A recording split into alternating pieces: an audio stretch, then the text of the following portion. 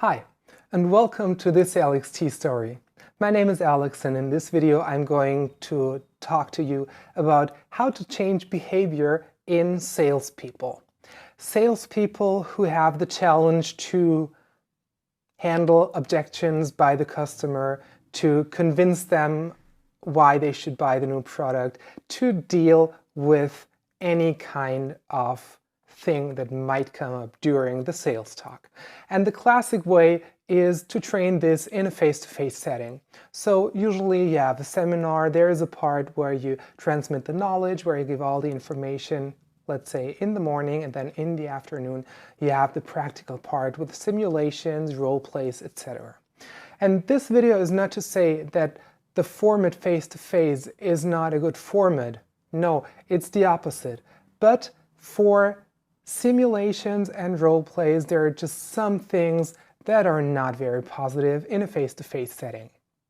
Now, let's have a look on the iPad and see together what are the pros and cons of different ways of training. So let's say we have our salesperson who is here and who should go there. So after the training, this person is supposed to, well, be better at his job, to know new information and be able to apply it. So what happens? You have heard all the information in the morning, but this information has not had the chance to go into your long-term memory. Instead, you need to rely on what you have in your short-term memory, and this is only fragments. These are only parts of what you have heard before. This means that when going into a simulation, when taking part in the role play, then this doesn't make you feel very safe. It rather gives you a feeling in your gut being like, oops, I don't really know what to do, how to handle the situation. I don't really remember what we talked about. Now, what happens is that we feel weak. We feel this kind of weakness and people seeing our weakness. If we don't succeed in the role play, if we are the one who fails, then this makes us feel very bad. Now, the feeling of failure and failure in public where other people see what we are doing, this doesn't feel very good. And now, negative emotions. What is the problem of negative emotions? It is that if we have them, we go directly into avoidance. Our brain wants positive emotions. If we don't have the positive emotions, then we're not going to do anything. Instead, we're going to avoid what we have just heard, and this is the opposite of what we actually want to achieve. Third point, what about the introverts? People who are rather introvert, you know, the shy ones, the ones who are calm, who are in the back, who are very smart, but are not the ones who are in front of everyone and are like, all right, I'll do it, I'll be part of the simulation. Now, they will never participate, but they are the ones who need their job good as well. So we're going to lose them if we have this setting. Same goes for the number of people who can participate in this kind of simulation. How many people can we actually have in a simulation? It's less than half of the participants. It's even, let's say, less than 25%, because you're not going to have a simulation 15 times in a row, now are you? Another problem is that the situation feels unreal. Why unreal? Because if you have two colleagues and then you have the one who is supposed to be the customer, now how realistic are his reactions going to be? How realistic are his statements and questions going to be? And what if the person I'm having the role play with is the guy that I went to a bar with last night? Then I'm going to talk differently to him than I would to a real customer. Same goes for someone who is higher in hierarchy. Then I'm going to be rather, well, let's say polite maybe, and not do business as I would with a customer. So it's not a realistic setting. And last point, it is a one-to-one setting, which means that there's always comparison. There's always this other guy in front of you taking part of the simulation, and the audience, the rest of the group, is going to judge now who is better at what they are doing and who is not. So you see, there are some points which might be problematic when having role plays and simulations in face-to-face trainings. And there is a digital alternative that offers many advantages. I'm going to show you an example on how this can be realized. Let's jump into the tool, into LXT, and what you can see here is an example of our customer Grohe, one of the most important suppliers of sanitary products. So they have faucets, basins, ceramics, basically anything that you need or could need in a bathroom. Why do I say they have anything you need or could need in the bathroom? Because there was a strategic decision a few years back, which was, let us introduce a new product category, which is ceramics. Ceramics as a new product category. So the management said, well, we want to be the number one. We want to be a full bathroom provider. And we want to tell our customer and be able to tell our customer anything that you need in the bathroom, you can get it from us. So a new category was introduced. And what is going to happen now? The sales force needs to understand, why should there be this new product category? Why should I sell it? How should I sell it? And how should I be able to deal with my customer who might approach me and say, well, you don't know nothing about ceramics. Why the heck do you think I should buy from you? This gives people a feeling of insecurity. And the training design here was a huge blended learning design where we really addressed all the people. They understood why things were happening, why things needed to change, and then only was the part where the information and the knowledge was learned about the new product category. And now we are here in the part of the training where we are dealing with objection handling. So we have a challenge here. It's the challenge to win the golden wash basin. It is a group of salespeople, and we figured that they kind of like this challenge mode, right?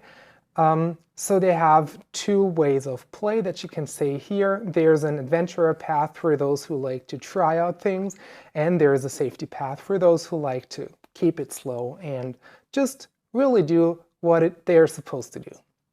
In the simulation, there's two personas. It is Ian, the installer. Now he's going to be the one with the objections, and Jack, the expert. Jack is going to be the one who takes us by his hand and guides us through the simulation. He's going to give us some hints. He's going to give us feedback on how well we performed and guide us through the whole process. So I just put the volume down so that you won't have the double volume when I am speaking and when we hear the video. I click the play button here, and then we see a first welcome message from Jack. He's speaking English, but there are subtitles for anyone who doesn't have subtitles, or for the international learners community, because this training has been rolled out worldwide, so there are translations in every language. Let's skip the video. At the end, there's a question. Let's be honest, how likely is this reaction when it comes to your customers? Two options: always expect the unexpected, or probably zero. Let's take always expect the unexpected, and when you click there, then you get the answer, you're kind of an optimist. Interesting. And he gives us more information on how this is a good answer. Next question: are you ready to take your first challenge? And my answer is going to be, well, I like to grab a coffee first. So I click here, and then what do I see? I see Jack having a tea. So you see, there is really this humoristic aspect, because the target group analysis told us that we need to make things as serious as necessary, but not too serious. So they like to have some, let's say, serious fun.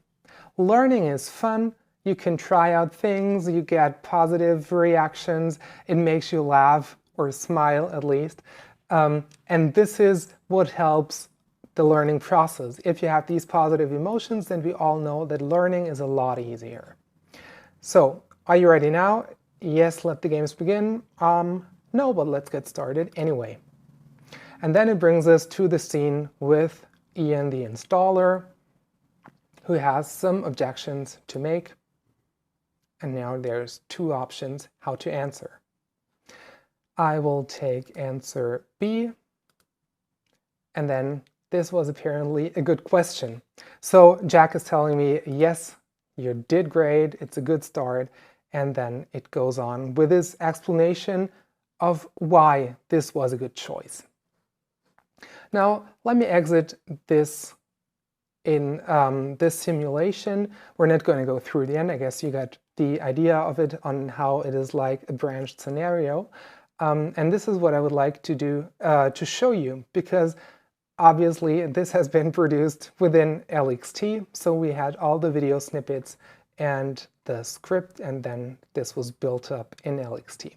Now it might seem a bit complex what you're going to see, but don't worry, it's not going to be too difficult. Basically, it is a like a stem diagram. So you always see there's the introductory scene with a question, answer number 1. You see the blue arrow here. This brings us to the right, and the other option brings us to the left to the following scene, where once again we have a video snippet, a question, and then 2 answers.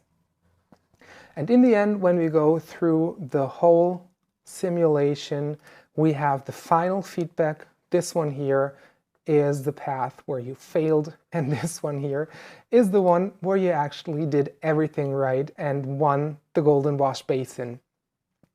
So let's see how this drops down. Voila. This is the golden wash basin that we just won. Once again, it is a humoristic approach, and we did this on purpose.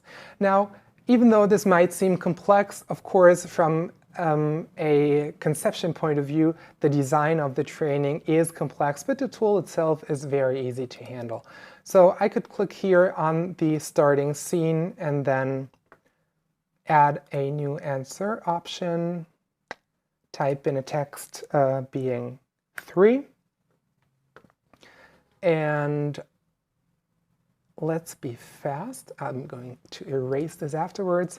I'll save the simulation, click here, go outside, and now when we have the first snippet, then afterwards there's going to be 3 answer options, and when I click here, then I'm done because I have reached the end of the simulation.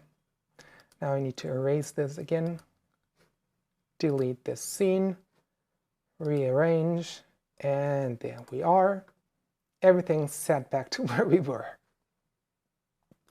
Of course, as I said before, this is a complex simulation, but you can have simulations that are produced within 1 or 2 hours time. If you have a rather easy one in an approach with not too many branches at the same time, then it takes you 1 up to 2 hours to have the first draft, to build it inside the tool and have it ready for feedback. And you see that this brings a lot of advantages, because it gives everyone the possibility to try out the new behavior. It is a safe space where no one sees what you're doing, so you can really try out anything. You don't show any weakness, and it gives you the possibility to reread what you have heard, so you don't have to rely on the short-term memory, but can have everything that you have learned before and that you now have in your long-term memory. Now, of course, face-to-face trainings are important, and digital learning alone can never be the answer in such a context, but it can be a great add-on specifically for simulations where we train our behavior. And if you have a smart design where you combine this kind of simulation with a face-to-face settings, then I'm sure that you will have a great blended learning design, which is an added value for your learners.